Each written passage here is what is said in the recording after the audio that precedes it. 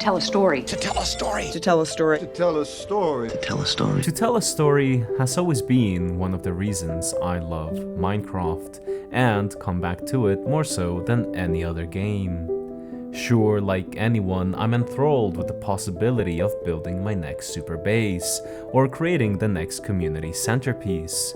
But what truly makes a good build, a great build, is the story it tells, the lore it explores, and the curiosity of its past.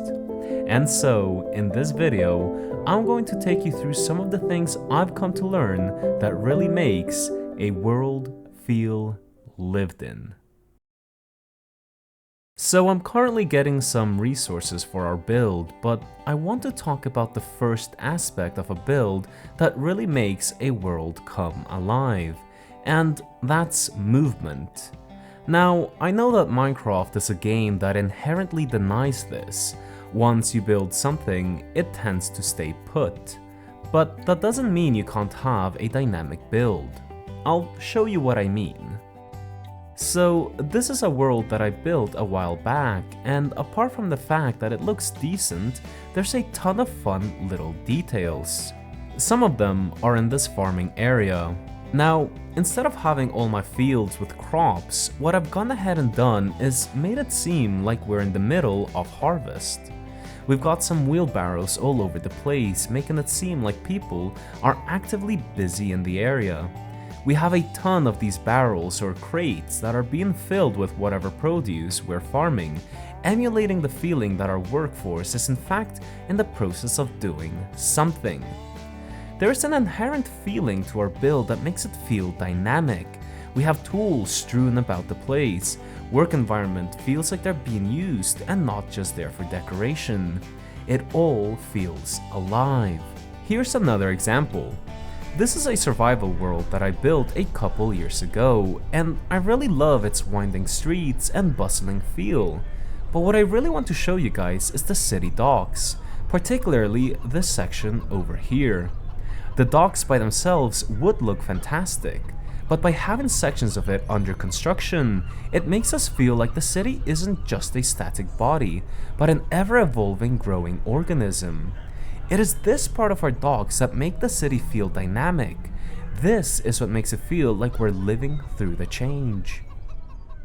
Okay, so I've managed to find all the resources we'll need for our build, including getting sea pickles, which is always harder than I think it will be, and we can start making our way to our build site, a beautiful jungle area not too far away from our shopping district.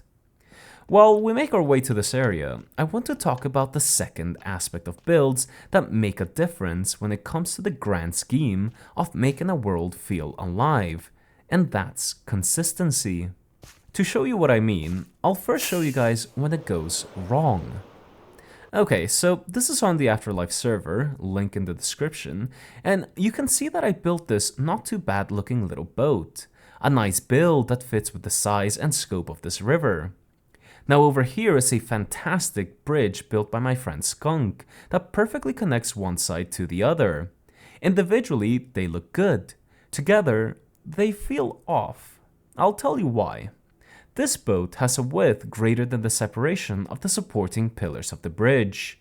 The mast extends higher than the minimum height of the girder. In this case, the consistency, or rather the lack of, in the build, subconsciously sets off small alarms in our brains, telling us that something is off. Now, obviously, it's no one's fault for this inconsistency. We are in a multiplayer world, and this comes naturally when building with others. But when building your own build that you're in control of, avoiding such inconsistencies is pivotal to building a world that feels right. Now, you've probably seen the thumbnail of the video, so you probably know what our end goal is, but I want to show you one of the ways that I assured that our plane, once downed, made sense in terms of proportions and size. Here, you're looking at the plane that will eventually be downed in my creative world, where you can see the plane is in very much working conditions.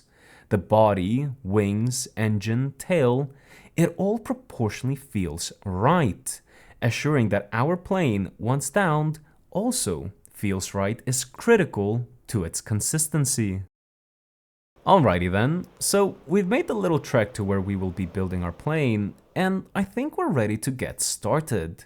So while I start clearing out the area, let's talk about our third aspect.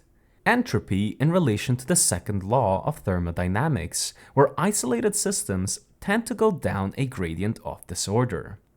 If you don't tidy up your bedroom, in a few days or weeks, it'll be a total mess. Similarly, when we build, we must take time into account. Let's go back to this build. Notice that the bridge tells us implicitly that it is old.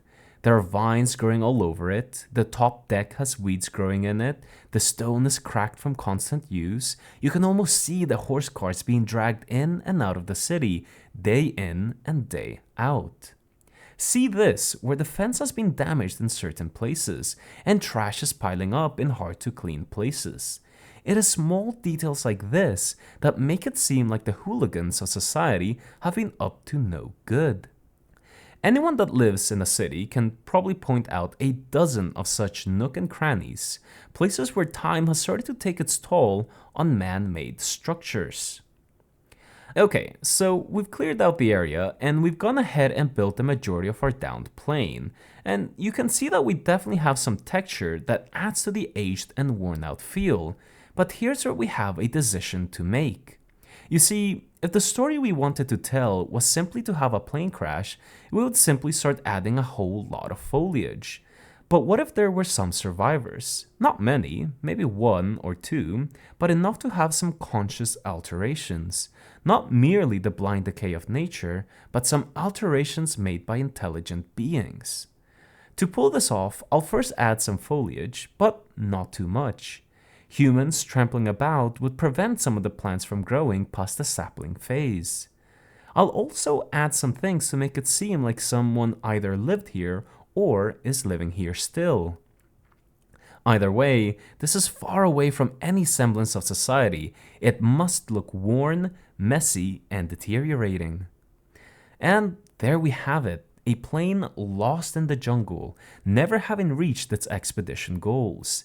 Instead, sentenced to being forgotten and carried away by the passage of time, a bygone monument to a story never told.